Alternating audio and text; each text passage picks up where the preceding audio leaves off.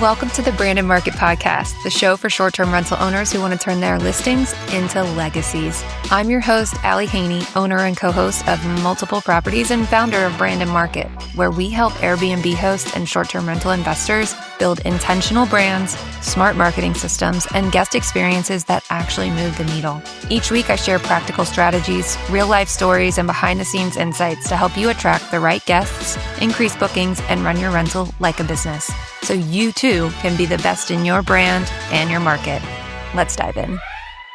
Welcome back to another short and sweet summer series. The goal of this series is to give you a quick dose of 5 to 10 minutes of anything that I'm experiencing within the short-term rental world right now, or a quick tip on your branding and marketing of your hospitality asset. Today, we are going to be diving into what it's been like since we have hired a revenue manager for 2 of our properties. The first one being Luna, who is a cute little geodesic dome on 5 acres, 2-bed, 1-bath with a loft in Southern Virginia. And then the second one is a 5-bed, 5.5-bath, 6,000 square foot house on 90 acres in Kentucky. So you can see that they are very different properties just by the specs, by the market, and by the guest that typically comes and visits them. So I had most of my experience in hosting, not only with that Kentucky property, which always seemed to basically book itself out, and I didn't really have to do much. That sounds lazy, I know, but I'm just being open and honest. And then the other property that we owned in North Carolina from 2019 to 2021, and that was obviously like during, and very soon after post-COVID. And again, that was kind of like the Airbnb heydays where we didn't really have to do much marketing. You could throw a property up there with Facebook Marketplace furniture and do pretty well. And we did that. We did exactly that, actually. Ended up selling that house before we moved to Kentucky. And Kentucky also just, it did well on its own. Of course, we did have, the brand that we implemented, but we didn't have a direct booking site. We weren't doing much to pull people off of platform. And we never really had to think, it never didn't work for us. Did we optimize it? Probably not, but it never didn't work. And then came this year, 2026. Not only did Kentucky feel like it came to a screeching halt and it stopped working on its own, but we also introduced Luna as our second short-term rental that we own ourselves. Third one that I co-host, or that I host, but second one that we own ourselves. And I learned a lot in the onboarding process of Luna because I was anxious and excited to get the listing up. So I did that as soon as we closed. However, we were doing quite a few renovations, replacing the floor, painting the walls, furnishing it, and we were doing it from 3 hours away. So I blocked some dates at the very beginning of making that listing live. And I fear that really hurt us in the Airbnb algorithm. And as you guys have heard me say on the podcast before, I always like to put that listing up and let Airbnb do some initial marketing for us before pulling our guests over to the direct booking site if they want to become return guests. I was all about it. But apparently when you make listing live but block immediate dates, that hurts the trust in the eyes of Airbnb. So that's what ended up happening. And we were having trouble gaining traction on Luna after I did that. I thought, okay, we're seeing slow times at Luna. We're seeing slow times at the Commonwealth in Kentucky.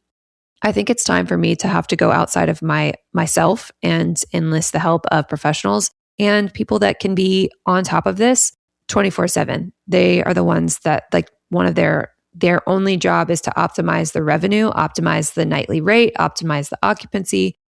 I'm going to hand this over to a professional so it's not something that I have to have constantly on my radar. To note, these houses, like I mentioned, are in totally different markets with totally different booking windows. So I was not wanting, I know generally what the booking window is for Kentucky, but I wasn't interested in finding out the hard way and costing myself a lot of money by figuring out what that was at Luna in Southern Virginia. So like I said, turned it over to the professionals, and they have an occupancy first approach, which means they are going to do their best to get the occupancy as high as possible. That typically means that you're going to have to drop your rates, and that hurt my heart. In the Kentucky property, we had never gone below $549 a night. And when the professionals at our revenue management company said, "Are you willing to go to 400?" At first, I said no.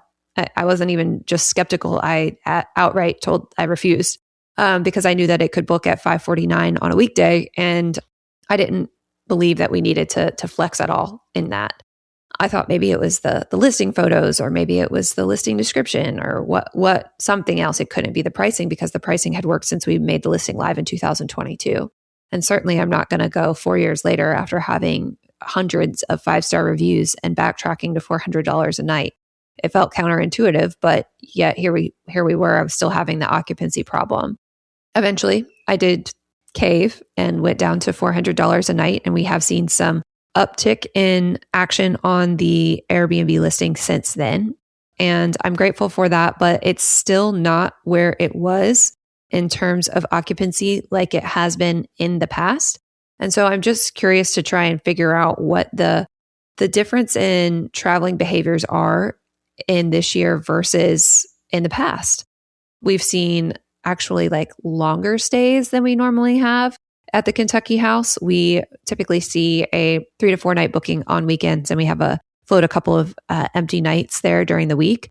This time around, we're seeing like some, 6 and 7 night bookings where people are staying for a much longer period of time. And it's a new year and we're facing new things. And this is like a testament to the fact that like, even if you've been in it for a while, you're still going to get thrown curveballs sometimes.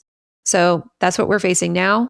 Like I said, uptick in occupancy. We've been with this revenue manager for about 2 months now, but I only about a month ago agreed to that lower $400 a night listing price.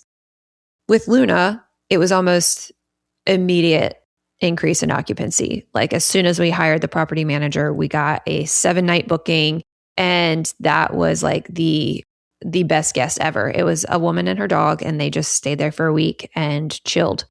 And since then, we have been rocking and rolling at Luna, but it's been at a much lower nightly rate than what I originally underwrote the deal for.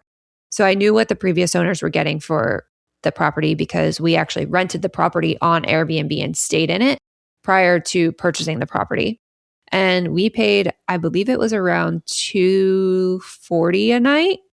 And that was in September of last year. So it wasn't like high season. It was like booking season, but it wasn't like the fall foliage was changing kind of thing, which would normally command higher rates because we are like rural and have lots of like foliage and trees around us. When I underwrote the deal, I underwrote it knowing that they were charging $240 a night on a Thursday in September, and knowing that we were going to be putting in an investment to design and branding and all the things, right? So I was thinking at minimum, we would be hitting the same nightly rates as them. That was not the case. I don't know if it was because of me blocking the calendar at the very beginning or what. I'm still trying to figure that out as we navigate this spring and summer season with Luna. It was quite interesting how low that the revenue manager, I did not give them a bottom, like a minimum nightly price on that one, because I felt like I didn't know the market well enough to know what it would sustain, what it wouldn't sustain. And clearly my initial reaction, my initial underwriting was not working. So I was just a little bit more open to their input and like being completely hands off with that one. So far, we have lowered the nightly rate quite a bit, like by half. And it has been hard for me because we are getting bookings, but not necessarily bookings that are going to allow me to make profit or even cover the expenses. It's been a little bit of a challenge with Luna. I'm not going to lie.